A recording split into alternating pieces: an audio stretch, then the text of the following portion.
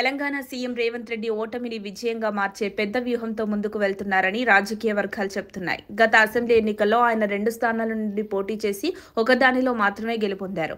ఓడిన సీటు కామారెడ్డి. అదే స్థానం నుంచి బీఆర్ఎస్ అధినేత అప్పటి సీఎం కేసీఆర్ కూడా పోటీ చేసి ఓటమి పాలయ్యారు. ఆ స్థానం బీజేపీకి దక్కింది. ఇప్పుడు రేవంత్ అక్కడే భారీ బహిరంగ సభను నిర్వహించాలని నిర్ణయించారు. అది కూడా బీసీ విజయోత్సవ సభగా నిర్వహించడం ద్వారా బీసీ వర్గాలపై తన పట్టును మరింత బలపరచారని చూస్తున్నారు. ఈ సభ సెప్టెంబర్ 15న జరగనుంది. సభను చారిత్రాత్మకంగా మార్చేందుకు కాంగ్రెస్ పార్టీ పూర్తిగా కసరత్తు చేస్తోంది. ఈ కార్యక్రమానికి రాహుల్ గాంధీ, కాంగ్రెస్ జాతీయ అధ్యక్షుడు మల్లికార్జున ఖర్గే, అఖిల భారత ప్రధాన కార్యదర్శి కేసీ వేణుగోపాల్, కర్ణాటక సీఎం సిద్ధరామయ్య వంటి జాతీయ నాయకులను ఆహ్వానించనున్నారు. సభ విజయవంతం కావాలన్న ఉద్దేశంతో కామారెడ్డికి చుట్టుపక్కల నియోజకవర్గాల నుండి విస్తృత స్థాయిలో ప్రజలను సమీకరించాలనే ప్రణాళిక సిద్ధమవుతోంది.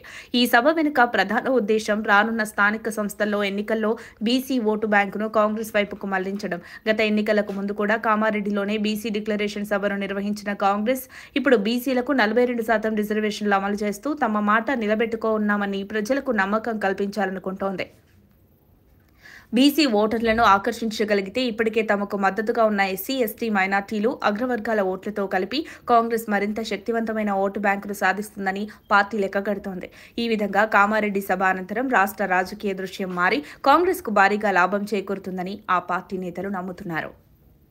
మరిన్ని అప్డేట్స్ కోసం మా కాయ్ టీవీని సబ్స్క్రైబ్ చేసుకోండి. మా వీడియో కనుక మీకు నచ్చినట్లయితే లైక్ చేయండి, షేర్ చేయండి. మీ విలువైన అభిప్రాయాలను కామెంట్ బాక్స్లో తెలియజేయండి.